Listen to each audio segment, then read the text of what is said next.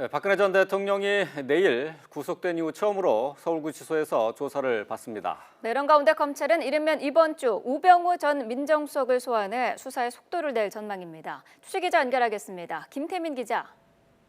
네, 서울중앙지방검찰청입니다. 네, 먼저 내일 박 전 대통령의 첫 조사가 있는데요. 어떤 방식으로 진행됩니까?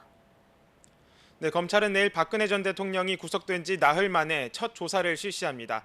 애초 검찰은 월요일인 오늘 박 전 대통령을 청서로 불러 조사하려고 했지만 변호인 측은 준비 시간 등을 이유로 연기를 요청했습니다.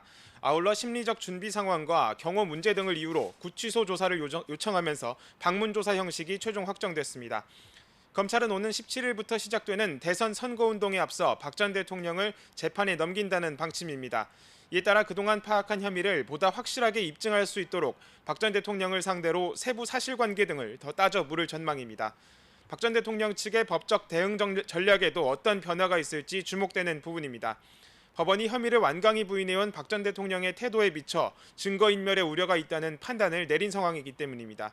이에 따라 일부 사실관계 등을 인정하면서 가장 쟁점이 되는 뇌물 혐의를 적극 방어할 것이라는 분석도 나옵니다. 박 전 대통령에 대한 수사와 함께 국정농단 수사 관련해서 눈에 보이는 움직임도 나타날 수 있겠죠? 네, 검찰은 이르면 이번 주 우병우 전 수석을 소환해 조사할 예정입니다. 검찰은 앞서 박 전 대통령의 대면 조사를 마친 직후 청와대 민정수석실 등 세 곳에서 임의 제출 형태로 자료를 받아 분석에 들어갔습니다.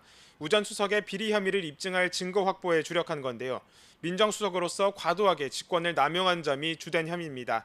뿐만 아니라 지난 2014년 민정비서관으로 근무하면서 세월호 수사에 외압을 가했다는 의혹도 받고 있습니다. 검찰은 우 전 수석이 공무원들의 좌천성 인사를 주도한 의혹 등에 주목해 관련자들을 불러 진술 확보에 나섰습니다.